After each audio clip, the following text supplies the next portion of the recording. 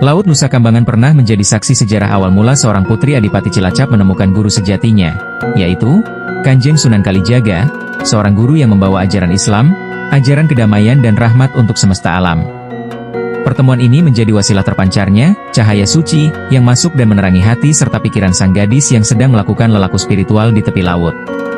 Dalam suatu perjalanan dakwah menuju Gunung Jati Cirebon, Kanjeng Sunan Kalijaga beserta para muridnya sampailah di Laut Nusa Kambangan, daerah Cilacap, Jawa Tengah. Tanpa disengaja, di tepi laut terlihat ada seorang gadis yang sedang melakukan persemedian. Kemudian, Kanjeng Sunan Kalijaga menghampiri gadis tersebut dan menyempatkan waktu yang untuk berbincang-bincang. Gadis yang sedang melakukan persemedian tersebut bernama Dewi Roro Ambarsari atau Dewi Sitoresi. Sudah menjadi salah satu kebiasaan Kanjeng Sunan Kalijaga dalam menyampaikan dakwah bahwa beliau seringkali mengajukan pertanyaan-pertanyaan kepada calon muridnya yang belum mengenal Islam.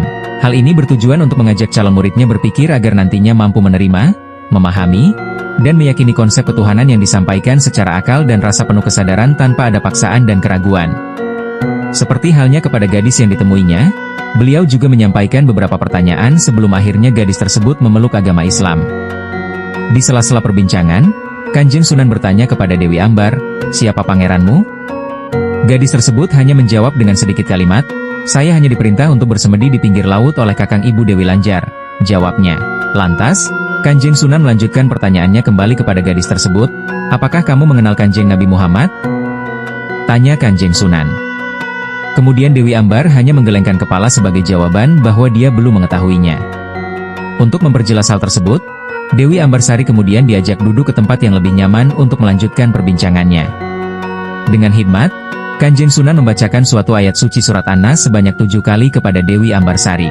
Atas izin Allah, Dewi Ambar tersentak takjub karena ditampakkan kepadanya taman sari yang penuh dengan keindahan yang belum pernah dilihatnya selama ini. Dengan kejadian tersebut, semakin mengundang rasa penasaran Dewi Ambar kepada Kanjeng Sunan.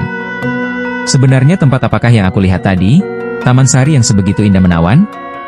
Kemudian Kanjeng Sunan tersenyum dengan penuh kedamaian sembari menjawab, "Kalau kamu memang kepingin tahu tempat apa yang kamu lihat tadi, marilah ikut bersama denganku. Nanti kamu akan menemukan taman sari itu, taman surga yang langgeng abadi."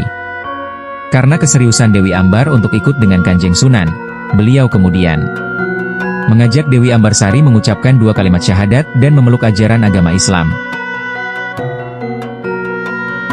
Setelah Dewi Ambar memeluk agama Islam, dia pun bersedia untuk mengakhiri laku semedinya dan ikut serta dalam perjalanan dakwah Kanjeng Sunan Kalijaga ke barat menuju Gunung Jati, Cirebon.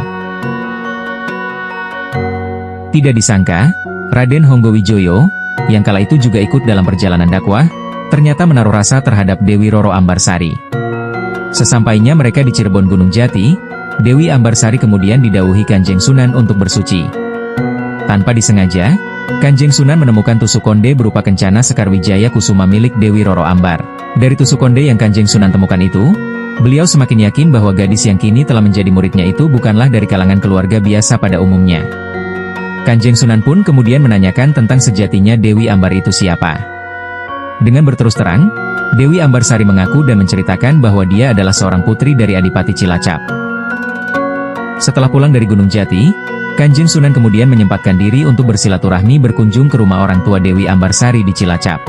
Dalam kesempatan tersebut, beliau mengutarakan maksud dan tujuannya. Kanjeng Sunan meminta izin kepada orang tua Dewi Roro Ambarsari bahwa putrinya akan dijodohkan dengan salah satu murid kinasihnya, yaitu Raden Honggowijoyo. Dengan sukacita, maksud dari Kanjeng Sunan tersebut disambut baik dan mereka memberikan izin jika putrinya mau dijodohkan dengan Raden Honggowijoyo. Pernikahan mereka berlangsung pada saat Raden Honggo berusia 27 tahun, sekitar tahun 1544. Dari pernikahan Raden Honggowijoyo dan Dewi Roro Ambarsari, beliau dikaruniai 2 orang putra dan 1 orang putri. Putra pertama beliau bernama Raden Ronggopati atau Raden Yudo Prawiro, putra kedua bernama Raden Joyopitoko atau Raden Yudonegoro, dan yang ketiga seorang putri bernama Roro Mulatsih atau Roro Sekar Kedasih. Raden Joyopitoko adalah salah satu putra Raden Honggowijoyo yang pernah melakukan tirakat di Gunung Wilis.